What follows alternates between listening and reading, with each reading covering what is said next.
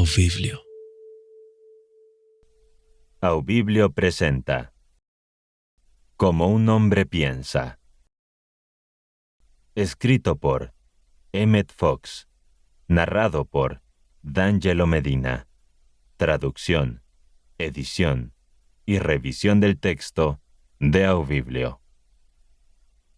Para una mejor comprensión del presente audiolibro, te recomendamos escuchar Las enseñanzas metafísicas de Jesús, las bienaventuranzas. Link en la descripción. Tal como un hombre piensa. Vosotros sois la sal de la tierra, pero si la sal se desvaneciere, ¿con qué será salada? No sirve para nada, sino para ser echada fuera y hollada por los hombres. Vosotros sois la luz del mundo.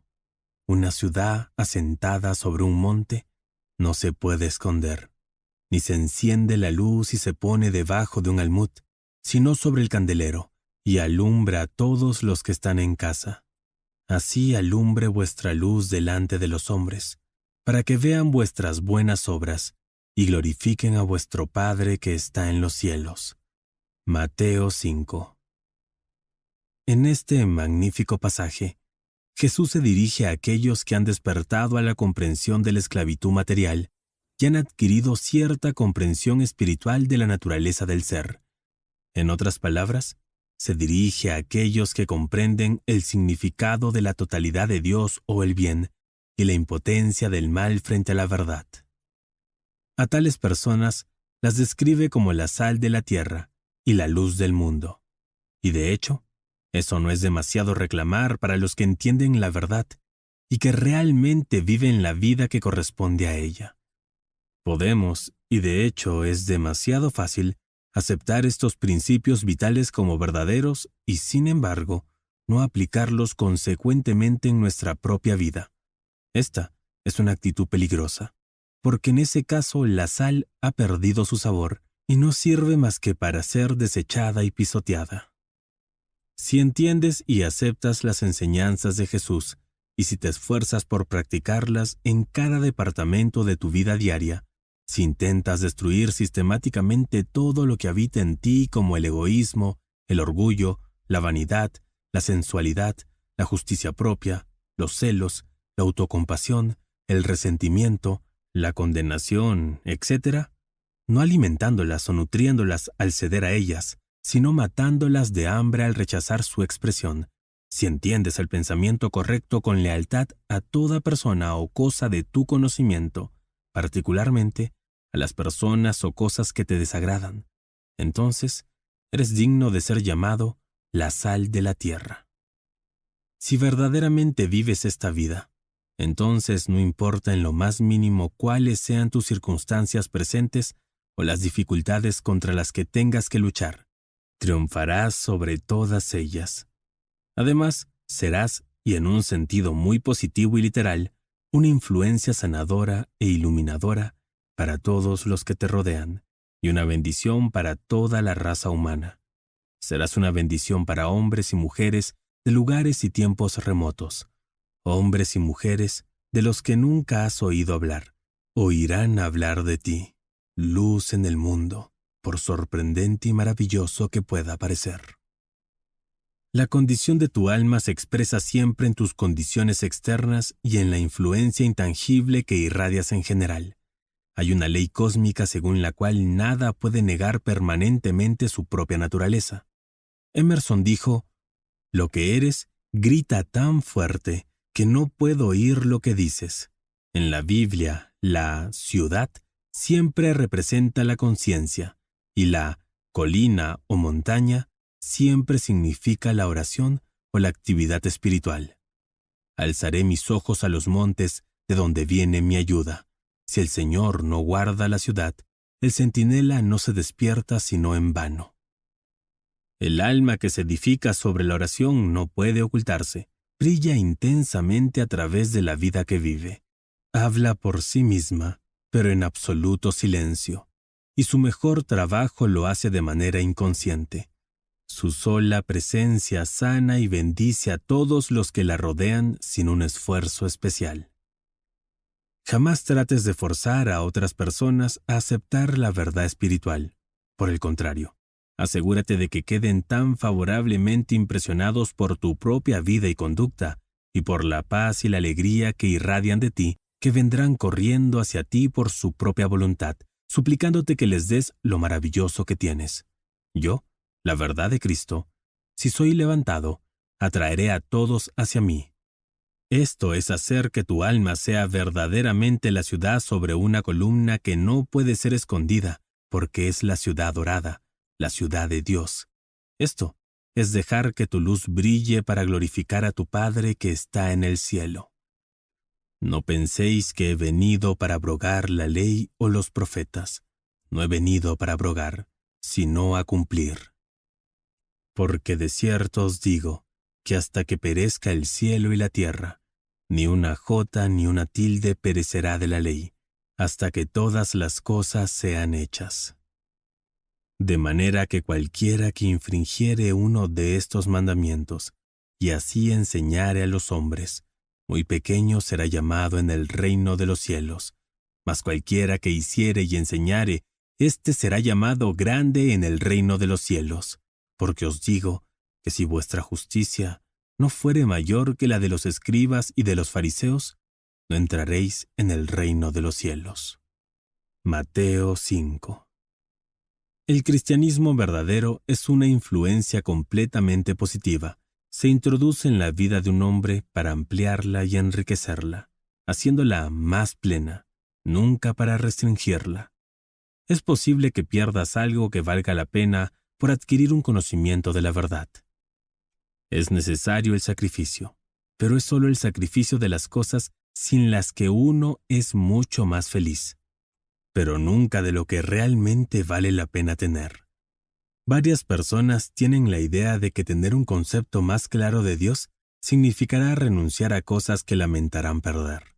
En una ocasión, una chica dijo: «Tengo la intención de dedicarme a la religión más adelante, cuando sea mayor, pero primero quiero disfrutar de mi vida durante un tiempo». Sin embargo, esto es perder el punto de vista. Los elementos que hay que sacrificar son el egoísmo y la creencia en una limitación necesaria de cualquier tipo. Por encima de todo, uno tiene que sacrificar la creencia de que hay algún poder o resistencia en el mal, aparte del poder que nosotros mismos le damos al creer en él. Aproximarse a Dios no habría hecho que esta chica perdiera ningún disfrute.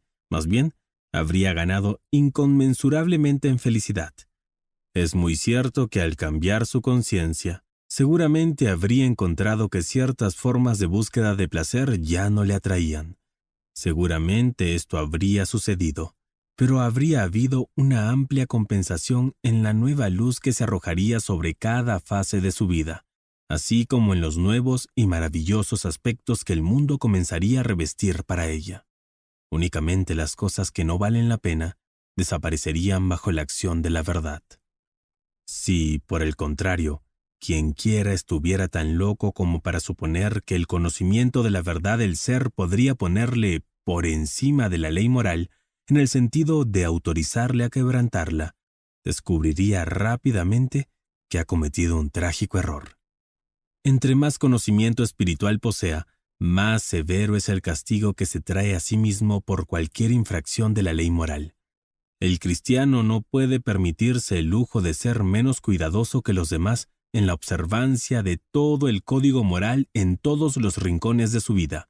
Por el contrario, tiene que ser mucho más cuidadoso que otras personas. Efectivamente, toda comprensión espiritual real debe ir necesariamente acompañada de un mejoramiento moral definitivo. Es posible que una aceptación teórica de la letra de la verdad vaya acompañada de una despreocupación moral, pero es absolutamente imposible hacer ningún proceso espiritual real a menos que uno se esfuerce honestamente por vivir la vida. Resulta totalmente imposible divorciar el verdadero conocimiento espiritual de la conducta correcta. Biblia 365. Hola, Tenemos un nuevo proyecto, Biblia 365. Únete a los millones de lectores de la Biblia alrededor del mundo, con las mejores voces de Aubiblio. En el comienzo de todo, cuando Dios creó los cielos y la tierra estaba desordenada y vacía. Las tinieblas cubrían el abismo. Dejaremos el enlace del canal en la descripción. Únete a esta gran aventura. Una J, la iota griega, significa yod, es decir, la letra más pequeña del alfabeto hebreo. La tilde, en realidad, cuerno pequeño, es una de esas pequeñas espuelas o salientes que distinguen una letra hebrea de otra. Esto significa que no solo hay que guardar la letra de la ley moral, sino también los más mínimos detalles de la misma. Hay que ejemplificar no solo la moralidad común, sino los estándares más altos de honor. Los escribas y los fariseos, independientemente de sus defectos, eran en su mayoría hombres dignos que llevaban una vida estrictamente moral según sus propias convicciones.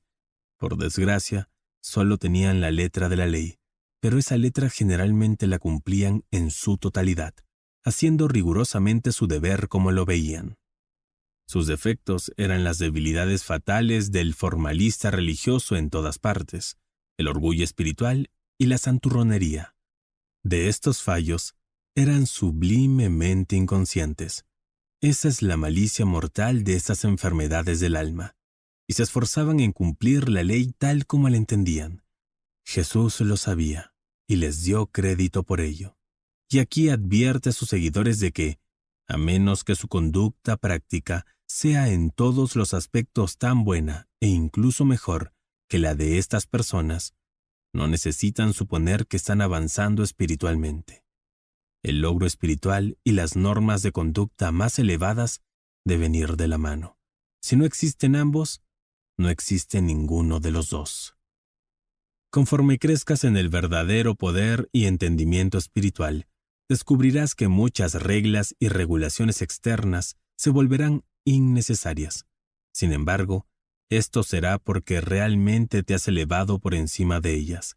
Jamás, jamás, porque te hayas quedado por debajo de ellas. En este punto de tu desarrollo, en el que tu comprensión de la verdad te permite prescindir de ciertos apoyos y reglamentos externos, se encuentra la mayoría de edad espiritual. Una vez que hayas dejado de ser espiritualmente menor de edad, no necesitarás más de ciertas reglas externas que antes te parecían indispensables, pero tu vida resultante será más pura, más verdadera, más libre y menos egoísta de lo que era antes. Y esa es la prueba. Para ilustrar de forma sencilla, algunas personas descubren que en cierta etapa de su progreso, sus procesos mentales se vuelven tan ordenados y clarificados que con un poco de tratamiento podrán llevar a cabo su trabajo diario, cumplir con todas sus citas y cumplir con todos sus deberes sin molestarse en consultar el reloj.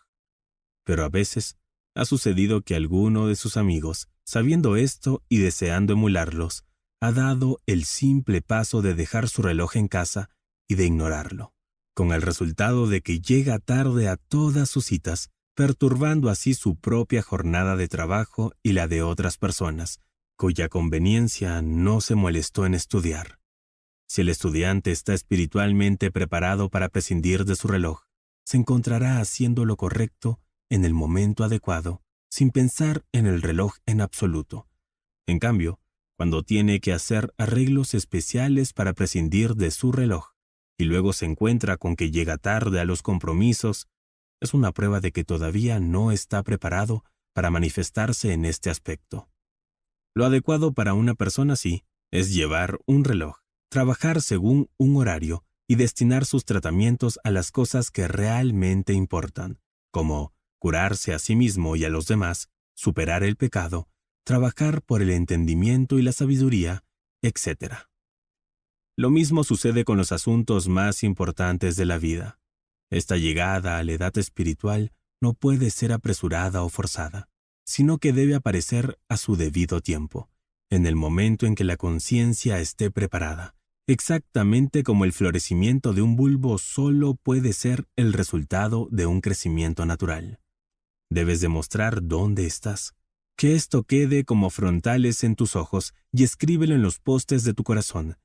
Tienes que demostrar dónde estás. Tratar de demostrar más allá de tu comprensión no es espiritual. Lo espiritual es una cuestión de crecimiento, y el que cree no debe apresurarse imprudentemente. Fija tu atención de todo corazón en las cosas espirituales, y mientras tanto, haz todo lo que hay que hacer de manera ordinaria, y sin tratar conscientemente de apresurarte, te sorprenderás al descubrir el ritmo al que se ha acelerado tu alma. Tomemos un ejemplo sencillo. Supón que, en un accidente callejero, descubres que un hombre se ha cortado una arteria y la sangre sale a borbotones. Si no se detiene la hemorragia, la víctima morirá en pocos minutos. ¿Cuál es la actitud espiritual que hay que adoptar en este caso? Pues bien, es muy simple. Enseguida percibes lo que ha sucedido. Debes poner la otra mejilla conociendo la verdad de la omnipresencia de Dios. Si lo entiendes bien, como haría Jesús, por ejemplo, la arteria cortada se curará inmediatamente y no habrá nada más que hacer. Es sumamente improbable que tengas la comprensión lo suficientemente clara para esto.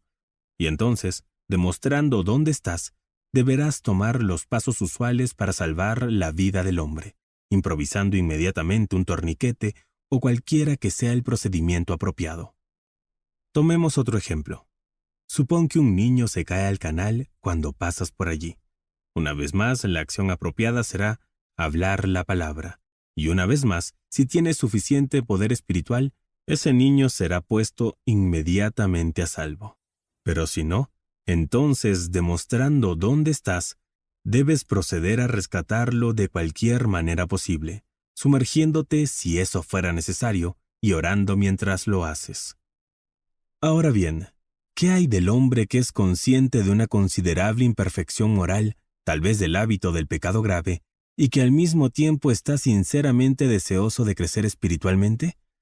¿Debe renunciar a la búsqueda del conocimiento espiritual hasta que haya reformado primero su conducta? En absoluto. De hecho, cualquier intento de mejorarse moralmente sin crecimiento espiritual está condenado al fracaso.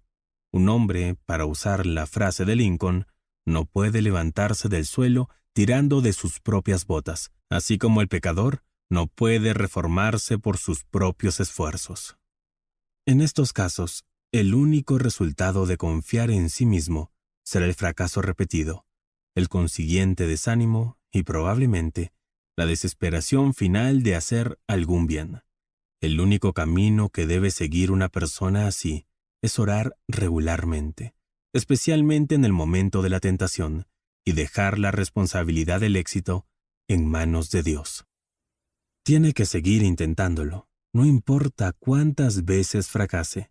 Si continúa orando y especialmente si ora de manera científica, muy pronto descubrirá que el poder del mal ha sido roto y que está libre de ese pecado en particular.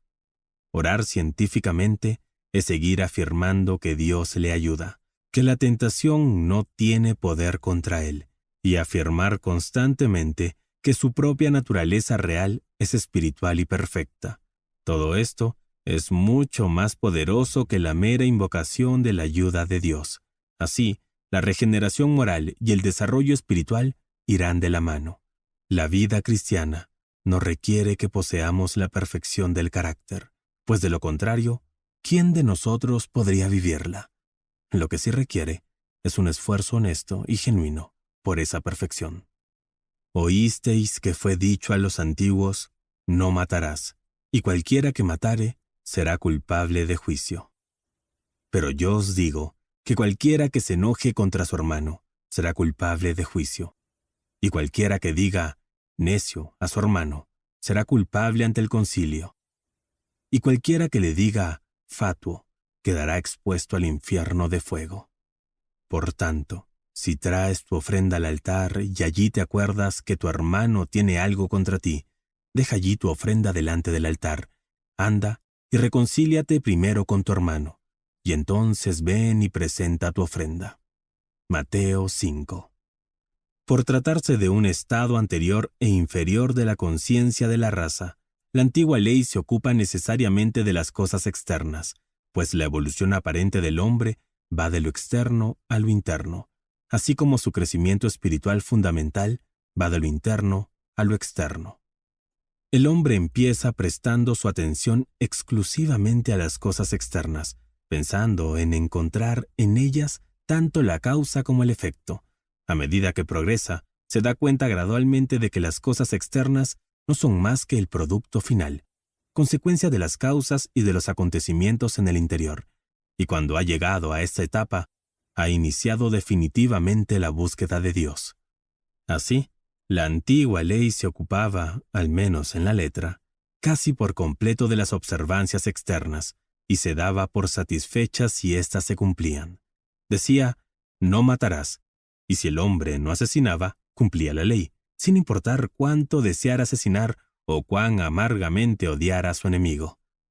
Decía, no robarás, y siempre que no se apropiara de la propiedad de su vecino, se consideraba que había cumplido la ley, independientemente de lo que sintiera al respecto. Jesús se presentó para llevar a la raza humana hacia el siguiente gran paso, el más importante de todos, que puede ser, de hecho, el paso final en la superación de todas nuestras limitaciones, si solo podemos entender claramente lo que implica ese paso y darlo. El corazón de todo el Sermón de la Montaña, que constituye en sí mismo la esencia del mensaje cristiano, es la insistencia en la necesidad de este mismo paso, la comprensión de que la conformidad exterior, por muy esencial que sea, ya no es suficiente en sí misma, sino que ahora, si queremos llegar a la mayoría de edad espiritual, no solo tenemos que conformarnos con el cumplimiento superficial de estas reglas, sino que también tenemos que cambiar el hombre interior. La antigua ley decía, no matarás, mientras que Jesús dice que incluso querer matar, es más, incluso estar enfadado con tu hermano, es suficiente para mantenerte fuera del reino de los cielos, como, por supuesto, lo es. Era una clara ganancia cuando los pueblos primitivos y bárbaros podían ser persuadidos de no asesinar a quienes los habían ofendido, desarrollando el autocontrol necesario para dominar su ira. La demostración espiritual exige que se supere la propia ira. No es posible tener ninguna experiencia espiritual que valga la pena o ejercer mucho poder espiritual en el camino de la curación hasta que no te hayas librado del resentimiento y la condena respecto a tu hermano. Hasta que no estés preparado para deshacerte de este tipo de cosas, tus oraciones tendrán muy poco efecto. Se puede afirmar sin temor a equivocarse que en la oración, cuanto más amor hay, más poder hay. Y es por eso que las personas con una percepción espiritual desarrollada se esfuerzan tan constantemente por mantenerse libres de pensamiento de crítica y condena. La indignación, el resentimiento, el deseo de castigar a otras personas o de verlas castigadas, el deseo de vengarse, el sentimiento de envidia, todas estas cosas forman una barrera bastante impenetrable para el poder o el progreso espiritual. Al dramatizar el asunto a la manera oriental, Jesús dice que si estás llevando una ofrenda al altar y te acuerdas de que tu hermano tiene algo contra ti, debes dejar tu ofrenda sin intentar ofrecerla e irte y hacer primero las paces con tu hermano, y luego, cuando hayas hecho eso, tu ofrenda será aceptable. Como todos sabemos, se acostumbraba a llevar al templo obsequios de diversas clases, desde toros y vacas hasta palomas y ofrendas de incienso, o, cuando era más conveniente, ofrendas de dinero de valor equivalente a estas cosas. Pues bien, bajo la nueva ley o dispensación cristiana, nuestro altar es nuestra propia conciencia, así como nuestras ofrendas son nuestras oraciones y tratamientos. Nuestros sacrificios quemados son los pensamientos erróneos que destruimos o quemamos en el tratamiento espiritual. Por eso Jesús dice que si, cuando estamos a punto de orar, o recordamos que tenemos algún pensamiento erróneo o sentimientos duros hacia nuestro hermano, no importa quién sea, e indiferentemente de que el objeto de nuestro pensamiento hostil sea un individuo o un conjunto de personas, tenemos que detenernos allí y tratarnos a nosotros mismos hasta que nos hayamos librado de este sentimiento de hostilidad y hayamos restaurado una vez más la prenda sin costuras de nuestra integridad espiritual. Jesús explica esta tremenda lección, de nuevo en la tradición oriental, empleando una serie de pasos, 3 en este caso. En primer lugar, dice que cualquiera que se enoje con su hermano estará en peligro. En segundo lugar, que ser real o seriamente hostil a otro es estar en grave peligro. Y finalmente, que tener una opinión tan baja sobre un semejante como para permitirnos considerarlo fuera de lugar, por así decirlo, significa cerrarnos a cualquier esperanza de fruto espiritual mientras permanezcamos en este estado de ánimo. Llamar a un hombre tonto, en este sentido, significa que consideramos que no se puede esperar nada bueno de él, y hacer esto es traer consecuencias muy graves sobre nosotros mismos. Fíjate bien en que la versión autorizada o Reina Valera de la Biblia, la cual es con mucho la mejor edición para fines espirituales, comete aquí un grave error, que ha sido corregido en la versión revisada. Hace decir a Jesús, el que se enoja con su hermano sin causa, lo que constituye un absurdo manifiesto. No hay persona en su sano juicio que se enoje sin lo que considera una causa, por más insignificante o irrelevante que sea la causa que le asigne. Por supuesto, lo que Jesús dijo fue que a quien se enoja con su hermano bajo cualquier circunstancia está en peligro. Ponte de acuerdo con tu adversario pronto, entre tanto que estás con él en el camino. No sea que el adversario te entregue al juez, y el juez al alguacil, y seas echado en la cárcel. De cierto te digo que no saldrás de allí hasta que pagues el último cuadrante. Mateo 5. Este párrafo es de la mayor importancia práctica. Aquí Jesús subraya la instrucción contenida en su mandato de velar y orar. Es mucho más fácil superar una dificultad si la abordas de inmediato, en su primera aparición, que después de que el problema haya tenido un poco de tiempo para establecerse en tu mentalidad, para clavarse, como dicen los soldados. Un soldado sabe que mientras las tropas marchan por terreno abierto, no es difícil para el enemigo dispersarlas y destruirlas. Pero una vez que se les permite cavar en el suelo y atrincherarse, se vuelven extremadamente difíciles de eliminar. Lo mismo ocurre con el mal. Tan pronto como se presente a tu atención, debes apartarlo inmediatamente, repudiarlo, negarte a aceptarlo, y afirmando tranquilamente la verdad, no le des ninguna oportunidad de atrincherarse. Al hacerlo, descubrirás que tendrá poco o ningún poder sobre ti. Este procedimiento implicará una lucha, y puede parecer durante un tiempo que el enemigo está ganando terreno, pero siempre que lo hayas abordado desde el principio, enseguida desaparecerá y saldrás victorioso. En cambio, al aceptar el error y pensar en él, lo estás incorporando a tu mentalidad, y si sigues haciéndolo durante el tiempo suficiente, puede ser muy difícil deshacerse de él. La mayor parte de nosotros nos damos cuenta de esto a nuestra costa. Nos resulta comparativamente fácil, una vez que hemos aprendido a orar científicamente, superar las nuevas dificultades a medida que se presentan. Sin embargo, las más antiguas, cuya posición hemos fortificado mediante una larga aceptación, son difíciles de desalojar. Jesús, de acuerdo con su costumbre habitual, cuando quería hacer entender un punto particularmente importante, empleaba una ilustración gráfica de la vida cotidiana de la gente que le rodeaba. Por aquel entonces, la ley que regía a los deudores era extremadamente severa. Si un hombre se encontraba endeudado, le correspondía llegar a un acuerdo con su acreedor por cualquier medio aceptable y lo más rápidamente posible. Aún hoy en día, es muy importante que el deudor evite, si es posible, que su caso llegue a los tribunales, ya que habrán costos que se añadirán a la deuda original, y cuanto más se alarga el caso, más se acumulan los horarios de los abogados, las tasas judiciales y los gastos de diversa índole. Todo ello amontonado sobre la deuda propiamente dicha. Efectivamente, Se citan casos en los que los costes de los procedimientos judiciales superan por mucho la deuda original. Lo mismo ocurre con las diversas dificultades que se nos presentan en la vida cotidiana. La dificultad original, tal y como apareció en un principio, suele multiplicarse muchas veces por nuestros pensamientos erróneos al respecto, y no nos liberamos hasta que la deuda completa queda saldada. Si nos ponemos de acuerdo con el adversario en primer lugar, es decir, si corregimos mediante nuestros pensamientos con respecto a la dificultad, no incurriremos en ningún coste, y la transacción sigue siendo sencilla. Supongamos que te encuentras estornudando.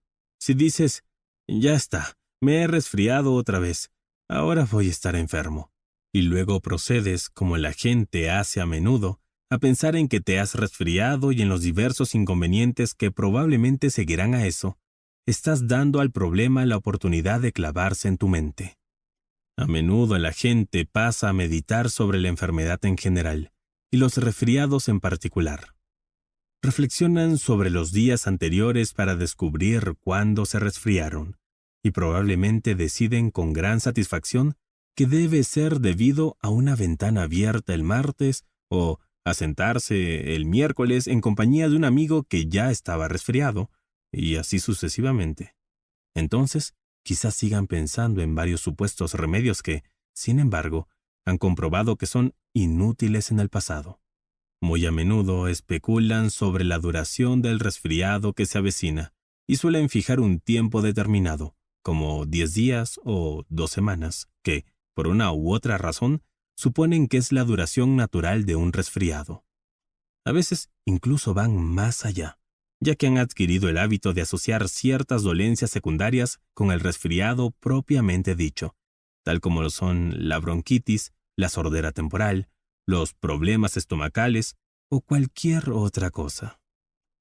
Ahora bien, hemos visto que esta es la forma misma de producir todas estas cosas, y por lo tanto, se sigue como una consecuencia natural que, en el debido orden, hagan su aparición según lo previsto.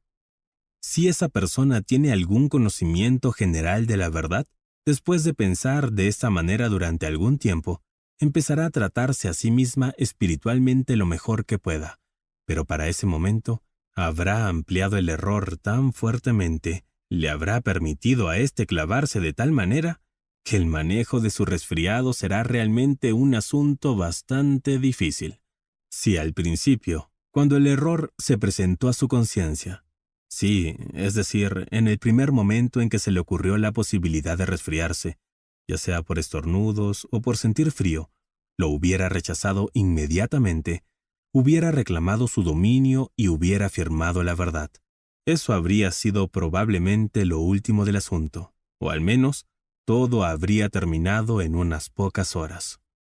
Justamente la misma regla se aplica a cualquier otra forma de pensamiento de error. Las dificultades comerciales o familiares deberán ser tratadas exactamente de la misma manera. Supongamos que al abrir el correo de la mañana encuentras una mala noticia relacionada con asuntos de negocios. Es posible que te encuentres con un aviso en el que se te informa que el banco en el que tienes depositada la mayor parte o la totalidad de tu dinero ha quebrado. Una vez más, lo habitual en estos casos es aceptar lo peor y darle muchas vueltas. Mucha gente, en un caso así, se saturaría con la idea de la ruina, pensando en ella todo el día y probablemente también toda la noche, y discutiendo en todos sus detalles con otras personas y ensayando todo tipo de problemas y dificultades que podrían surgir como resultado del suceso. A todo esto, hay que añadir, en muchos casos, el amargo resentimiento y la condena hacia las personas, funcionarios del banco, etc., que se consideran responsables. Incluso un ligero conocimiento del poder causal de nuestros pensamientos nos mostrará cuál es el resultado inevitable de todo esto, es decir, aumentar y multiplicar los problemas y hacer cada vez más difícil escapar de ellos. Naturalmente, en tal caso, un estudiante de la enseñanza de Jesucristo comenzaría tarde o temprano a expulsar todos esos pensamientos de su mente, sustituyéndolos por su conocimiento de la verdadera ley del ser. No obstante, puede ser que, habiendo sido tomado por sorpresa por la brusquedad y la gravedad del impacto, pasara algún tiempo antes de que comience a manejar el problema a la luz de la verdad, y es esta demora la que aumentará muchas veces su dificultad. Lo que hay que hacer, según Jesús, es inmediatamente después de conocer las malas noticias, dirigirse a Dios, su verdadero apoyo. No aceptar la insinuación de problemas como algo obligatorio para él, y literalmente expulsar de su conciencia el pensamiento de pérdida y peligro, así como el miedo y el resentimiento que lo acompañan. Si lo hace, trabajando con constancia hasta que recupere la paz mental, pronto se encontrará a salvo de su dificultad. De una forma u otra, el problema desaparecerá y su fortuna se restablecerá. Ya sea que el banco se recupere rápidamente, y no hay razón alguna para que la oración de una persona no salve al banco y a las fortunas de miles de personas, o, si esto no es posible por alguna razón, se encontrará con que una suma de dinero igual o mayor que la que perdió en el banco le llegará de alguna otra dirección, probablemente bastante inesperada. Todo aquel que invoque el nombre del Señor se salvará. Este principio, por supuesto, se aplicará igualmente para cualquier tipo de dificultad, ya que la armonía universal es la verdadera ley del ser. Cualquier disputa o riña o malentendido debe ser manejado de la misma manera desde el primer momento en que se tenga conocimiento de él. Habéis oído que antiguamente se decía, no cometerás adulterio, pero yo os digo que el que mira a una mujer para codiciarla, ya ha cometido adulterio con ella en su corazón. Mateo 5. Con este párrafo tan inolvidable, Jesús subraya la verdad maestra, tan absolutamente fundamental, pero tan insospechada por el mundo en general, de que lo que realmente importa es el pensamiento. Siempre se ha acostumbrado a la gente a suponer que mientras sus actos se ajusten a la ley, ya han hecho todo lo que razonablemente se puede esperar de ellos, y que sus pensamientos y sentimientos son de poca importancia, y que en todo caso estos son de su exclusiva incumbencia. Pero sabemos ahora que todo acto exterior no es más que la consecuencia de un pensamiento, así como el tipo de pensamiento que permitimos que se convierta en habitual, encontrará tarde o temprano su expresión en el plano de la acción. Ahora entendemos, a la luz del cristianismo científico, que los pensamientos son literalmente cosas, y que nuestra elección de conducta reside realmente en nuestra elección del tipo de pensamiento que permitimos que ocupe el escenario de nuestra mente.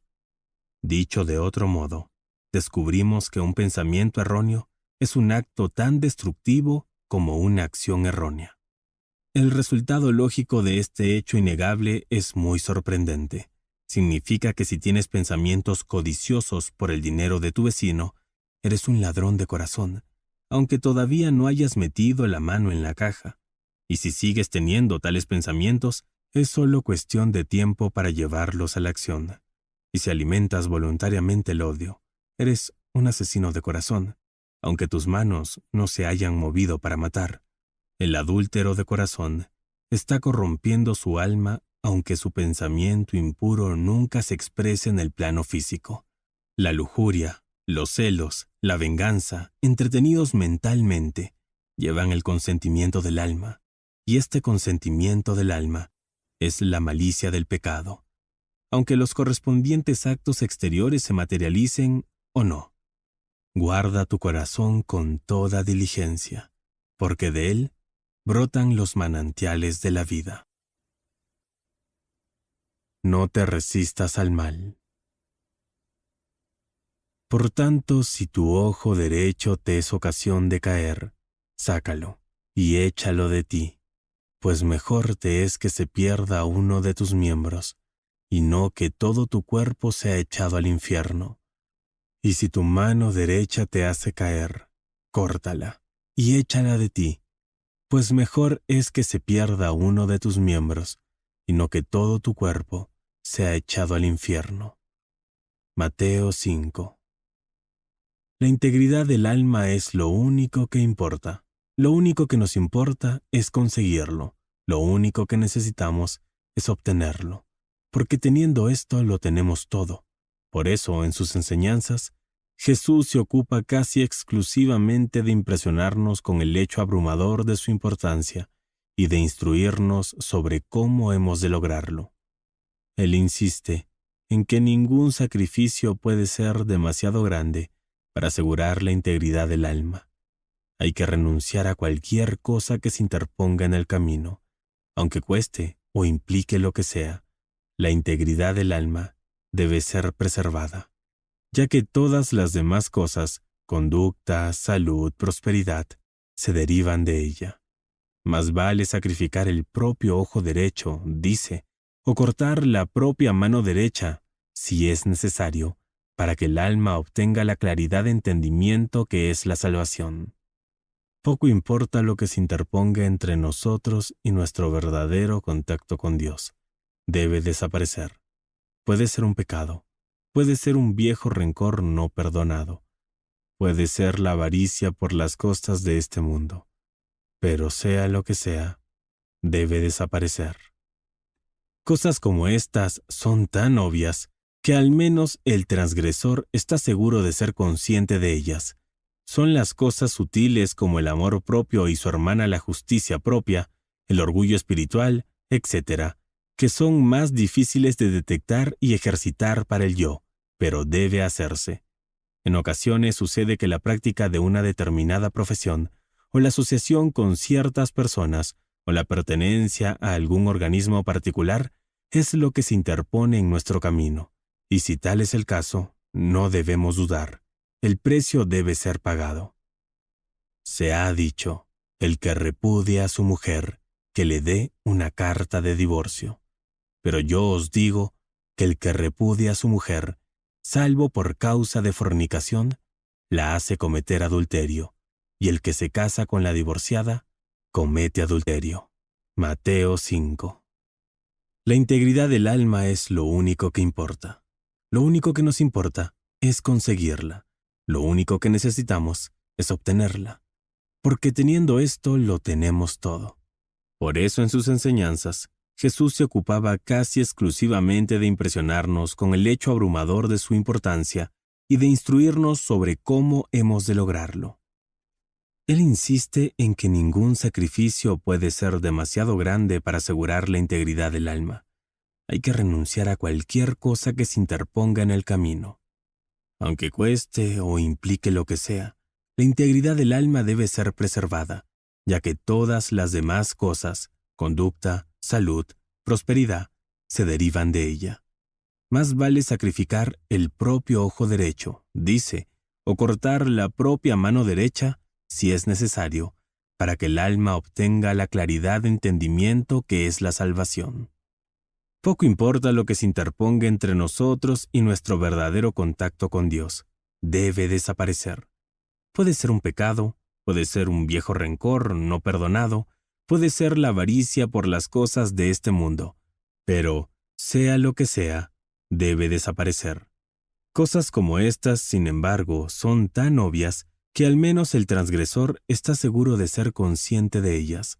Son cosas sutiles como el amor propio o el orgullo espiritual, que son más difíciles de detectar y ejercitar para el yo, pero debe hacerse.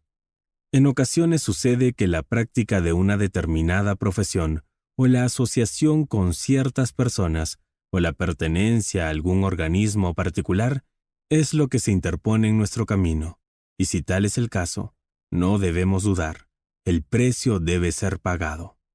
Se ha dicho, el que repudia a su mujer, que le dé una carta de divorcio.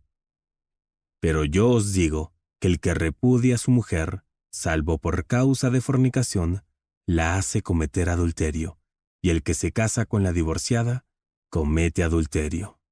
Mateo 5.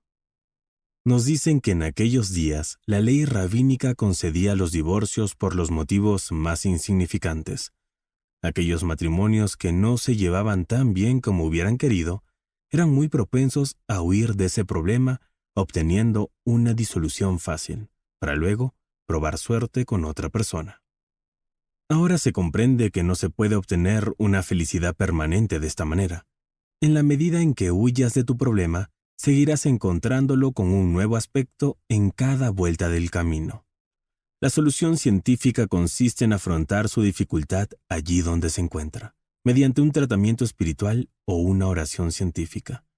Esto es aplicable a los problemas matrimoniales tanto o más que a los de cualquier otro tipo, puesto que ninguno de nosotros es perfecto, y el demandante seguramente tendrá sus propios defectos, no menos que el delincuente.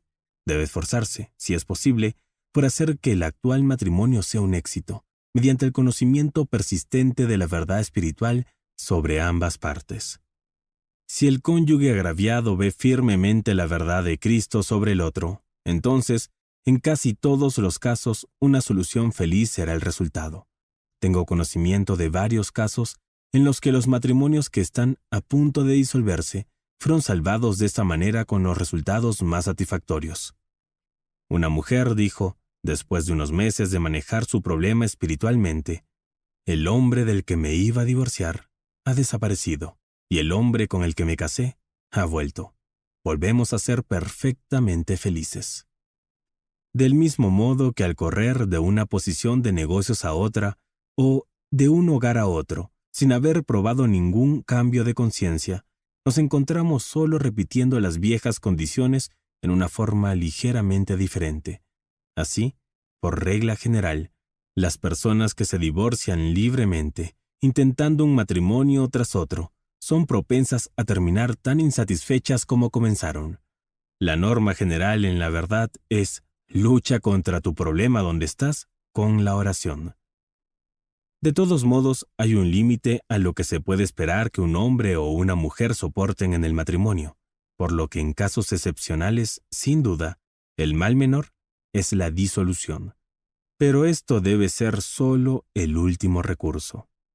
Es sabido que Jesús se abstuvo sistemáticamente de establecer normas y reglamentos rígidos para los detalles de nuestra conducta, pues sabía que si nuestros principios eran correctos, el resto se arreglaría por sí solo, y podemos estar seguros de que, gracias a su manejo sumamente práctico y de sentido común de los problemas humanos, habría tomado la decisión más sabia y misericordiosa en cualquier caso particular.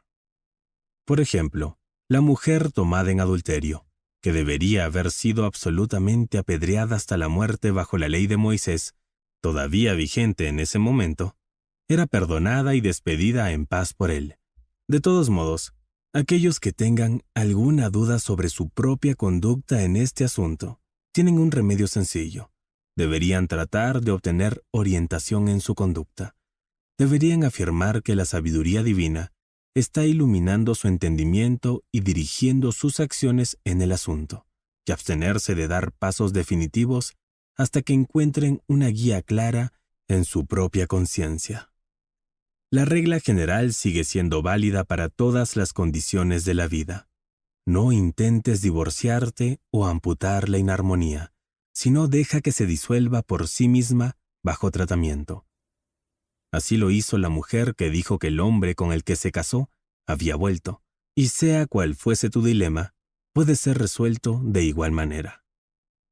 Además, habéis oído que antiguamente se decía: no os juraréis a vosotros mismos, sino que cumpliréis al Señor vuestros juramentos. Pero yo os digo, no juréis en absoluto, ni por el cielo, porque es el trono de Dios, ni por la tierra, porque es el cascabel de sus pies, ni por Jerusalén, porque es la ciudad del gran rey. Tampoco jurarás por tu cabeza, porque no puedes hacer un solo cabello blanco o negro, mas sea vuestro hablar sí, sí, no, no, porque lo que es más de esto, de mal procede. Mateo 5. No jurar en absoluto es uno de los puntos cardinales de la enseñanza de Jesús. Significa, brevemente, que no debes hacer votos.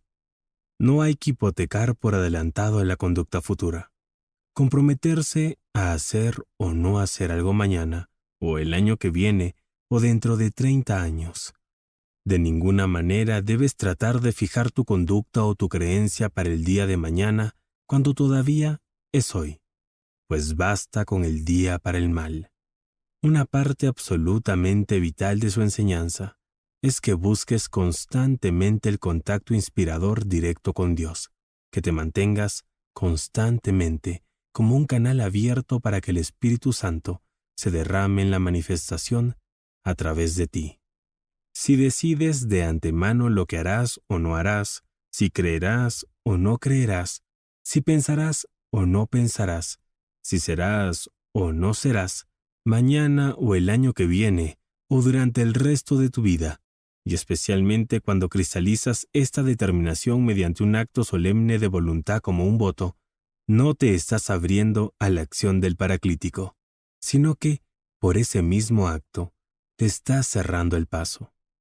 Si vas a recibir la guía de Dios, la sabiduría divina, es absolutamente esencial que tengas una mente abierta, porque ocurre muy a menudo que la parte de la sabiduría no está de acuerdo con tus propios sentimientos u opiniones presentes. Sin embargo, si has hecho un voto o una promesa con respecto a tu alma para el día de mañana, ya estás comprometido, y si lo estás, la acción del Espíritu Santo no puede tener lugar. En realidad, esto es nada menos que el pecado contra el Espíritu Santo del que habla la Biblia, que ha causado tanto terror en los corazones sensibles y respecto al cual parece haber un malentendido general. ¿Qué es el pecado contra el Espíritu Santo? Es cualquier acción de tu parte que impida que la actividad del Espíritu Santo tenga lugar en tu alma. Cualquier cosa que te aparte de la siempre fresca acción energizante de Dios, que es la vida espiritual misma. La sanción por este error es el estancamiento espiritual, y puesto que el único remedio en tal caso consiste en la acción directa del Espíritu Santo, siendo este error en sí mismo el que tiende a impedir que se produzca esa misma acción, se produce una condición de estancamiento vicioso. Es evidente que esta condición ha de permanecer necesariamente mientras se persista en el error, por lo que, en ese sentido, el pecado es imperdonable. No se puede resolver el problema de ninguna manera hasta que la víctima esté dispuesta a cambiar de actitud. Esta enfermedad tiene como síntomas el estancamiento espiritual y la incapacidad de manifestarse en todos los sentidos, y con demasiada frecuencia va acompañada de mucha arrogancia y orgullo espiritual. Naturalmente, Jesús no quiere decir que no se deban contraer compromisos comerciales ordinarios, como el alquiler de una casa, el contrato de ciertos servicios, etc. No quiere decir tampoco que el juramento ordinario prestado en un tribunal sea inadmisible. Estas cosas son asuntos de conveniencia legal para la transacción de negocios entre hombre y hombre, y son correctas y necesarias en una sociedad ordenada. El Sermón de la Montaña, tal como hemos visto, es un tratado sobre la vida espiritual, pues la vida espiritual controla todo lo demás. Aquel que entienda la enseñanza espiritual de Jesús y la practique, no correrá peligro de romper acuerdos honorables. Podrá ser un inquilino ideal, un socio comercial deseable, un testigo fiable en los tribunales. Muchas de las iglesias todavía exigen a sus ministros, al ser ordenados y generalmente cuando todavía son mentes bastante jóvenes e inmaduras, que prometan o juren solemnemente que, durante toda su vida futura, continuarán creyendo en las doctrinas de su secta particular, y esto es lo que Jesús quiso evitar especialmente. Si uno ora todos los días, como debería, por la iluminación y la guía, lo único seguro es que no seguirá manteniendo las mismas ideas a medida que envejece, sino que estará continuamente revisándolas, ampliándolas y expandiéndolas.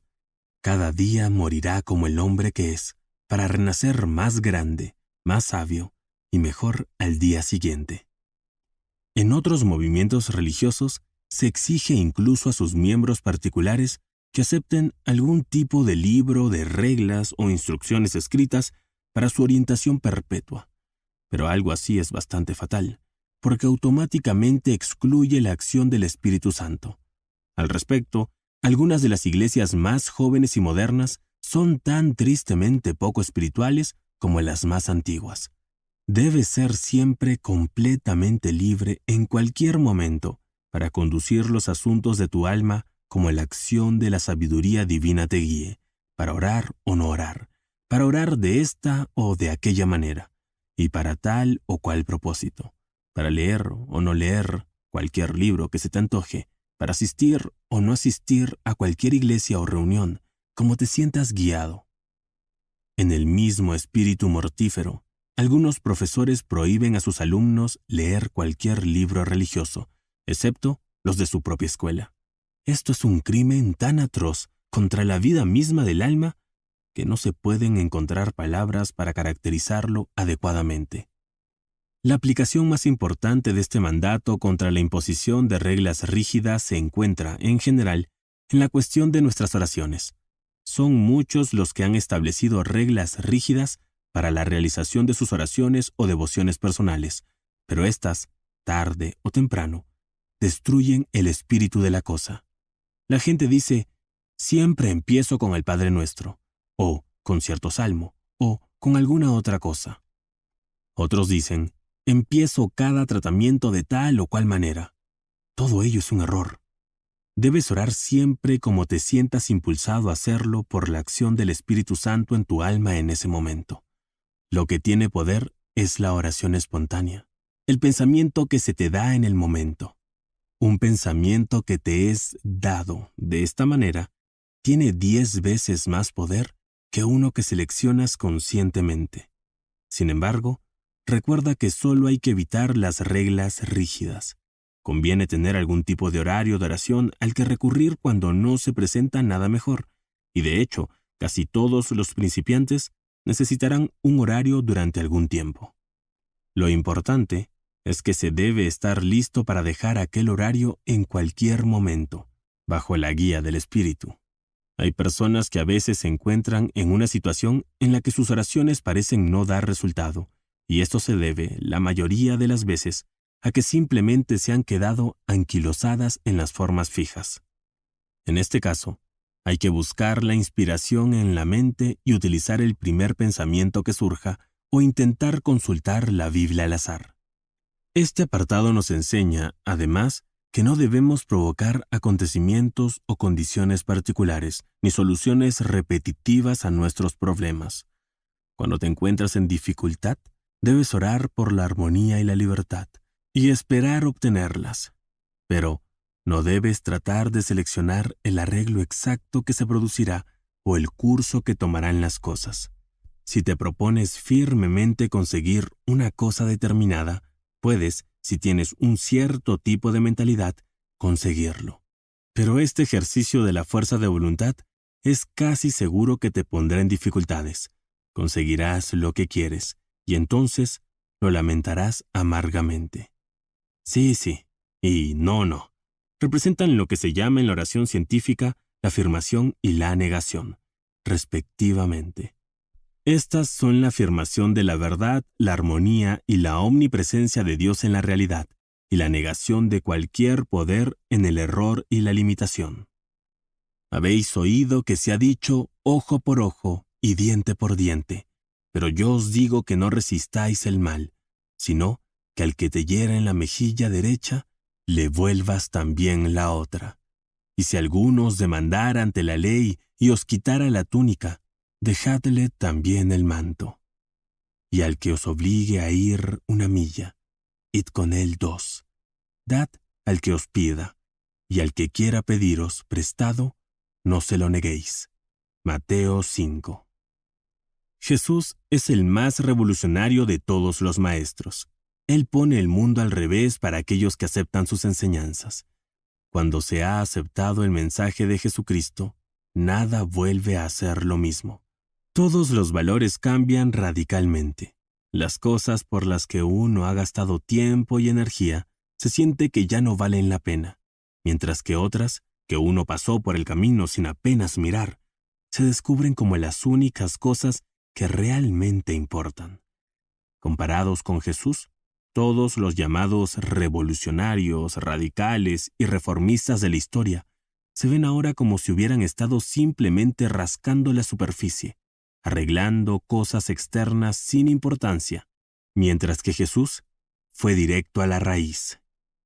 En efecto, la antigua ley concebida para mantener un cierto grado de orden, aunque sea rudo y preparado, en un pueblo bárbaro, pues cualquier tipo de ley es mejor que la anarquía, había dicho ojo por ojo y diente por diente. Cualquier cosa que el hombre hiciera al hombre, él mismo debería sufrir a modo de castigo. Es decir, si mataba a otro, la ley lo mataba a él. Si sacaba un ojo a otro, el suyo propio era sacado por los oficiales de justicia. Cualquiera que fuera la medida en que mutilara o hiriera a otro, él mismo se vería obligado a sufrir también. Y este código era mejor que ninguno, y quizás no fuera malo como comienzo. Para los pueblos bárbaros, imposibilitados de apreciar la idea abstracta de la justicia, incapaces de mirar más allá de la pasión del momento, carentes de imaginación para darse cuenta de una pena no evidente, esto constituyó, indudablemente, en la mayoría de los casos, un freno eficaz al instinto primitivo. Luego, a medida que pasaba el tiempo y la barbarie se convertía gradualmente en una civilización asentada, este código primitivo fue modificado lentamente por la opinión pública en algo menos brutal. Este era el caso en lo que respecta a la justicia pública. Pero en la vida privada, el antiguo código continuó dominando en los corazones y las mentes de los hombres, aunque ya no perpetraran actos reales de violencia, y no es exagerado decir que ha continuado dominando hasta la hora actual. El deseo de vengarse, de desquitarse, de nivelar las cosas de un modo u otro, cuando hemos sido heridos o hemos sufrido una injusticia, e incluso hemos sido testigos de cosas que no aprobamos, sigue estando con todos nosotros, y seguirá estando con nosotros hasta el momento en que nos hagamos cargo definitivamente de ello y lo destruyamos. La venganza, dijo Bacon, es una especie de justicia salvaje, y el hombre natural con la sed natural de justicia, pues la verdadera justicia es una parte de la armonía divina, y todos los hombres en cada etapa parecen tener siempre alguna concepción intuitiva de la armonía espiritual divina que está detrás de las apariencias, considera que la forma adecuada de restablecer el equilibrio es la obvia de devolver al delincuente con su propia moneda. Sin embargo, esta es precisamente la falacia mortal que se encuentra en la raíz de todas las luchas públicas y privadas en el mundo. Se trata de la causa directa de las guerras internacionales, de las disputas familiares y personales, y como aprenderemos en el estudio del cristianismo científico, es la causa de gran parte, si no de la mayoría, de nuestra mala salud y de nuestras otras dificultades. Pero Jesús invierte esto y dice que cuando alguien te hiere, en lugar de buscar tu propia venganza o de pagarle con su propia moneda, debes hacer todo lo contrario. Debes perdonarlo y liberarlo. Independientemente de cuál sea la provocación y de cuántas veces se repita, debes hacer esto. Debes soltarlo y dejarlo ir, porque sólo así podrás liberarte tú mismo, sólo así podrás poseer tu propia alma, corresponder al mal con el mal, responder a la violencia con la violencia y al odio con el odio, es iniciar un círculo vicioso que no tiene más final que el desgaste de tu propia vida y la de tu hermano. El odio no cesa con el odio, dijo la luz de Asia, enunciando esta gran verdad cósmica muchos siglos antes, y la luz del mundo la puso al frente de su enseñanza porque es la piedra angular de la salvación del hombre. Esa doctrina de no resistir el mal es el gran secreto metafísico. Para el mundo, los que no lo entienden, suena como un suicidio moral, la más débil rendición a la agresión. Pero a la luz de la revelación de Jesucristo, se ve que es una magnífica estrategia espiritual. Si te opones a cualquier situación, te das poder contra ti mismo. Si no ofreces resistencia mental, se desmorona ante ti. Como hemos podido apreciar con anterioridad, Jesús es el maestro de la metafísica, y solo se ocupa de los estados de conciencia, de los pensamientos y las creencias que los hombres aceptan, ya que son las cosas que importan, las que son causales. No da instrucciones sobre los detalles de la conducta externa, por lo que las referencias aquí a las demandas judiciales, al abrigo y a la capa, al préstamo y a la concesión de otra mejilla, son ilustrativas y simbólicas de los estados mentales y no deben tomarse en el sentido literal estricto. Esta declaración no es en absoluto un intento de evadir o glosar un texto difícil. Recordemos que si el pensamiento es correcto, la acción no puede ser incorrecta, y que una simple acción emprendida por un motivo exterior es tan probable que sea incorrecta como correcta en cualquier instancia particular, porque simplemente no hay reglas generales completas para la conducta correcta. Un maestro nunca podría decir que un acto determinado debe ser necesariamente correcto en cualquier momento, porque el juego de las circunstancias en la vida humana es demasiado complicado para tal predicción. Por ejemplo, cualquiera que tenga la más mínima experiencia del mundo sabe que prestar dinero indiscriminadamente a cualquiera que lo pida no es ciertamente parte de la sabiduría, ni de la justicia elemental, ya sea para uno mismo o para aquellos que puedan depender de uno, y que, en la mayoría de los casos, causaría un perjuicio real en lugar de un beneficio para el posible prestatario. Por lo que respecta a poner la otra mejilla, literalmente por un golpe, tal procedimiento sería, en último grado, improbable que hiciera algo más que daño a ambas partes, y debemos notar particularmente que Jesús, cuando fue golpeado en la sala de Pilato, no hizo esto él mismo. En cambio, se enfrentó a sus enemigos con grave dignidad. Este mandato de poner la otra mejilla se refiere al cambio de pensamiento ante el error, pasando del error a la verdad, y por regla general, actúa como magia. Así, si alguien se comporta mal, pero se pasa inmediatamente de la atención humana a la divina y se concentra en Dios o en el ser espiritual real de la persona en cuestión, se verá que su conducta cambiará inmediatamente.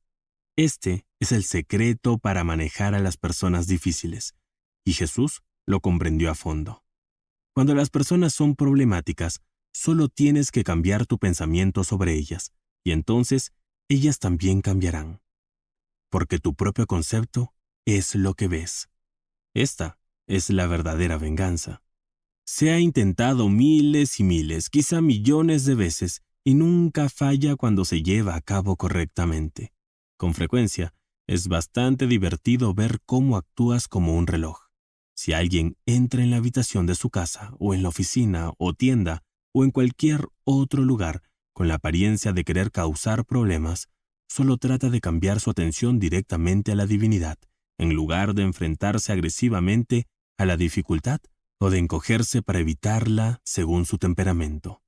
Te divertirás y te sentirás gratificado al ver que la ira se desvanece del rostro del sujeto, lo que significará que también se ha desvanecido de su corazón, y que una expresión muy diferente ocupa su lugar. Es posible que al principio te resulte útil apartar la mirada de él mientras te das este tratamiento, pero con un poco de práctica serás capaz, por así decirlo, de mirar a través de él hacia la verdad del ser. A una señora le molestó escuchar a dos hombres ocupados en algunas reparaciones frente a su ventana, quienes, inconscientes de su proximidad, se deshacían en palabrotas. Por un instante, una marea de ira y desprecio surgió en su mente con respecto a ellos, pero, recordando este texto, concentró instantáneamente su atención en la presencia divina que sabía que estaba dentro de cada uno de ellos, tal como está dentro de todos los hombres. Saludó al Cristo residente en ellos, para usar nuestra expresión moderna, e instantáneamente el lenguaje ofensivo cesó. Me dijo que era como si lo hubieran cortado con un cuchillo. Debió de obtener una buena realización, y en ese caso es seguro que ambos hombres recibieron una sustancial elevación espiritual, e incluso pueden haber sido curados permanentemente del uso del lenguaje impuro. Quienes hemos trabajado en la verdad durante algún tiempo, podríamos citar muchos casos similares de armonía restaurada repentinamente por este simple método de Jesús, el de poner la otra mejilla. Personalmente, he visto varios casos en los que los hombres, e incluso en 2 ocasiones los niños, estaban peleando, y al ver que un espectador ponía la mejilla de esta forma, la disputa cesaba como por arte de magia. Los animales responden aún más fácilmente a este tratamiento que los seres humanos. En 2 ocasiones he visto que los perros se peleaban salvajemente y todos los esfuerzos por separarlos habían fracasado, cuando la constatación de la presencia del amor de Dios en todas sus criaturas devolvió la paz. Sucede a veces que te encuentras en una conversación muy negativa, en la que se describen y se habla largamente de la enfermedad y de los problemas, o quizás se hacen declaraciones poco caritativas sobre personas ausentes. Por varias razones, puede ser difícil retirarte, y si es así, tu deber es ser claro. Debes mentalmente poner la otra mejilla, y así ayudar tanto a los hablantes como a sus víctimas. Déjale también tu capa y vete con él. Son 2 expresiones dramáticas que enfatizan aún más el principio de la no resistencia en el pensamiento a las condiciones aparentemente malas. Enfréntate con simpatía a la actitud del prójimo en la medida de lo posible. Admite todos los puntos que no sean absolutamente esenciales, redime el resto con el verdadero pensamiento. Por supuesto, nunca te rindas al error, pero es el pecado y no el pecador el que debe ser condenado. Habéis oído que se ha dicho, amarás a tu prójimo y odiarás a tu enemigo. Pero yo os digo, amad a vuestros enemigos, bendecid a los que os maldicen, haced el bien a los que os odian, y orad por los que os ultrajan y os persiguen, para que seáis hijos de vuestro Padre que está en los cielos, porque Él hace salir su sol sobre malos y buenos, y hace llover sobre justos e injustos. Porque si amáis a los que os aman, ¿qué recompensa tendréis? ¿No hacen lo mismo los publicanos? Y si solo saludáis a vuestros hermanos, ¿qué hacéis de más? ¿No hacen lo mismo hasta los publicanos? Mateo 5. Así pues, ama a tus enemigos, bendice a los que te maldicen, haz el bien a los que te odian y ora por los que te maltratan y te persiguen. El odio no cesa con el odio. Jesús expone esta verdad fundamental de un modo tan claro y sencillo que ni siquiera el niño más pequeño puede malinterpretarlo. Por eso, en lugar de odiar al que parece ser tu enemigo, como el instinto inferior impulsa al hombre a hacerlo, debes amarlo. A las maldiciones hay que devolverles bendiciones, y al odio hay que recompensarlo con el bien. Para aquellos que llegan al extremo de perseguirte, debes orar, definitiva y específicamente. Así de claro y directo lo dice Jesús. Y luego, en el nivel más sencillo de comprensión, añade, si devolvéis amor por amor, ¿qué hay de extraordinario en ello? Desde luego, nada, pues cualquiera haría lo mismo. Si deseas hacer algún avance real, debes hacer mucho más. Debes deshacerte de todo sentido de resentimiento y hostilidad.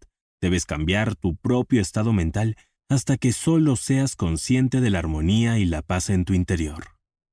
No se trata simplemente de la mejor política práctica, sino que por las razones en las que se basa todo el Sermón de la Montaña, constituye la única política con la que puedes progresar en absoluto. Por ejemplo, la propia salud física no es posible a largo plazo sin el perdón y la buena voluntad hacia todos, y hasta tu prosperidad material desaparecerá al fin si tu alma no está libre de enemistad y condenación. En efecto, tal libertad es el requisito primordial para cualquier progreso espiritual, lo cual reconoce fácilmente cualquier persona con cierto sentido espiritual cuando se le señala. Quienes tienen alguna comprensión de lo que se llama la idea espiritual, encuentran aquí una maravillosa lección de tratamiento espiritual práctico o de oración científica. En pocas palabras, el ideal espiritual es la comprensión del hecho básico según el cual el bien es permanente, omnipresente y todopoderoso, y el mal, una creencia temporal e insustancial, sin carácter propio, que es destruida por la oración científica. Por lo tanto, lo que puede llamarse el secreto del tratamiento espiritual no es luchar con el error, lo que solo le da más vida y poder, sino destruirlo retirando de él justamente esa misma energía de la creencia que le da su cuerpo. La única existencia que tiene es la que tú le das al revestirlo temporalmente con tu pensamiento. Si lo retiras, se desvanece en la nada. Todo en la vida dependerá del enfoque que le des. Efectivamente, como dice Shakespeare, no hay nada bueno ni malo, pero el pensamiento lo hace así. Pues bien, el miedo, el odio y el resentimiento son ideas fuertemente cargadas de emoción, y estas, cuando se añaden a cualquier dificultad, la recargan de vida fresca y vigorosa, y la hacen aún más difícil de vencer. Volver a repasar mentalmente viejos agravios, pensar en lo mal que alguien actuó en algún momento, por ejemplo, y recordar los detalles, produce el efecto de revivir lo que estaba expirando tranquilamente. Ante una nueva dificultad de cualquier tipo, es la recepción que le das mentalmente y la actitud que adoptas hacia ella en tu propio pensamiento las que determinan completamente su efecto sobre ti. Eso es lo que importa. Lo que importa para ti en verdad no son las palabras, las cosas o las condiciones en sí mismas, sino los pensamientos y las creencias que tienes con respecto a ellas. Lo que te hace o te estropea no es la conducta de los demás, sino tus propios pensamientos. Tú escribes tu propia historia para mañana y para el próximo año por los pensamientos que tienes hoy. Tú moldeas el destino de tu vida día a día por la manera en que reaccionas mentalmente a la experiencia que viene. La reacción correcta es el arte supremo de la vida, y Jesús comprimió el secreto de ese arte en una frase cuando dijo: no te resistas al mal. Entendido espiritualmente, es el secreto del éxito en la vida. La comprensión correcta de este mandamiento te sacará de la tierra de Egipto y de la casa de la esclavitud. Regenerará tu cuerpo, liberará tu alma y, en resumen, rehará tu vida de arriba a abajo. En el momento en que te resistas mentalmente a cualquier circunstancia indeseable, la dotarás de más poder, poder que utilizará contra ti. Si tienes que enfrentarte a una dificultad física o personal o de negocios, no debes, como suele hacer la gente, lanzarte contra ella mentalmente ni quedarte obstinadamente en medio del camino diciendo: no pasarás, sino observa la regla maestra de Jesús y no resistas el mal. No te resistas mentalmente al problema, es decir, no alimentes tu propia sustancia anímica con él. Busca mentalmente la presencia de Dios, como te sentirías físicamente si te metieran de repente en una habitación oscura. Mantén tu pensamiento firme en esa presencia, como si estuviera contigo, y como si estuviera también en la persona o el lugar donde se ha presentado el mal. Esto es, pon la otra mejilla. Si haces esto, la dificultad, cualquiera que sea, la situación indeseable o el problema que alguien está causando, se desvanecerá en su nada nativa y te dejará libre. Este es el verdadero método espiritual para amar a tu enemigo. El amor es Dios y por lo tanto es absolutamente todopoderoso. Esta es la aplicación científica del amor, contra la que nada malo puede resistirle. El amor destruye la condición del mal, y si una persona se ve afectada, la libera a ella y a ti. En cambio, devolver odio por odio, maldición por maldición, o miedo por agresión, tiene por efecto amplificar el problema, así como un sonido débil es multiplicado en volumen por un amplificador. El encuentro del odio con el amor de forma científica es el camino real de Cristo hacia la libertad.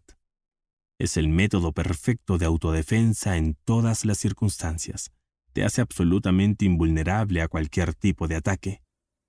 Si alguien se hace personalmente odioso para ti, no te resistas con el pensamiento. No resistas el mal. Recuerda al Cristo residente en tu enemigo y todo estará bien. Cesará de molestarte y cambiará su actitud o se desvanecerá de tu vida por completo, además de ser beneficiado espiritualmente por tu acción. En caso de recibir malas noticias, no te resistas con el pensamiento. Comprende la naturaleza inmutable y la armonía infinita del bien siempre disponible en cada punto de la existencia y las cosas se arreglarán.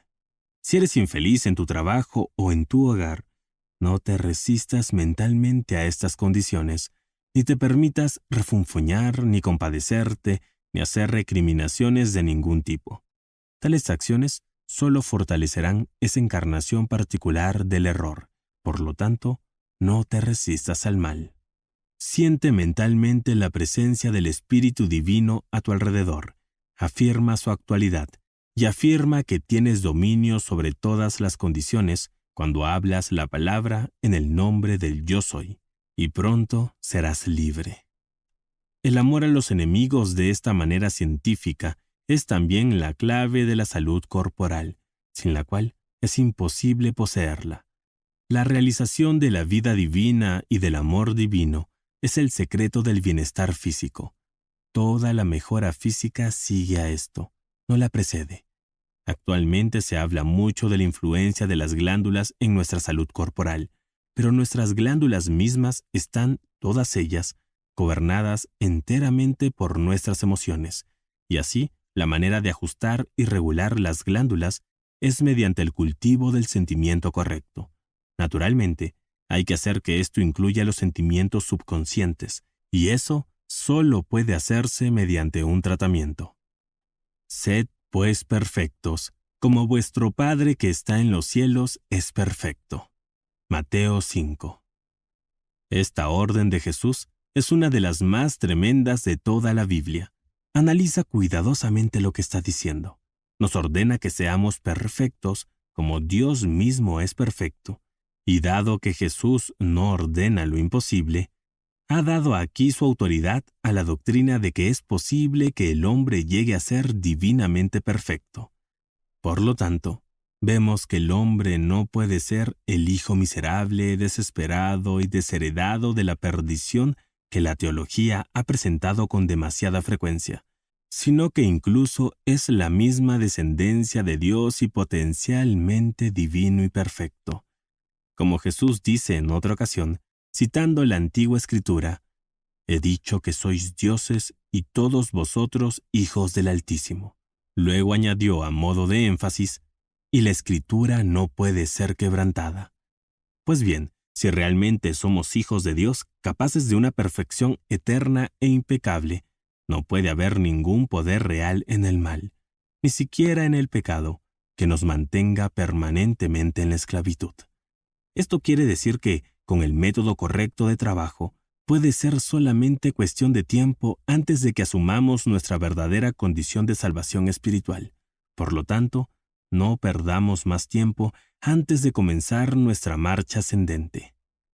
Levantémonos ahora, en este mismo momento, si no lo has hecho ya, como el hijo pródigo en medio de las cáscaras de la materialidad y la limitación, y clamemos, con toda confianza en las enseñanzas y promesas de Jesús, me levantaré e iré donde mi Padre.